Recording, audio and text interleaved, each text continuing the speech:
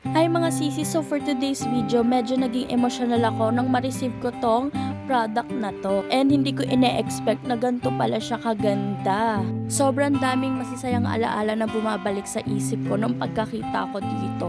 Napanood ko lang to dito sa TikTok and nagustuhan ko talaga kaya nagpagawa din ako ng sa akin. So this one is from Kelly Images Philippines. Maraming salamat po sa inyo dahil hindi ko ine-expect na ganito yung magiging outcome ng pinagawa ko sa inyo. Ito kasing picture na to, inedit ko lang to, tapos yung picture ng mama ko is sobrang labo niya. Pero napakaganda ng kinalabasan doon sa pendant. So ayun, I lost my mom when I was 11 years old and ito na lang yung matinong picture ni mama na meron ako. And last year naman, I lost my Dondi. Kaya naman ang ginawa ko, nag-edit ako ng picture nilang dalawa. Hindi ko nga alam kung anong kalalabasan nito kasi nga ang labo ng picture ng mama ko. Hindi ko alam kung paano mangyayari. And ito nga nung na-receive ko na sobrang na-amaze ako at ang galing-galing talaga ng Kelly Images Philippines. Hindi talaga ako nagkamali ng pinagkatiwalaan. Sobrang satisfied ako.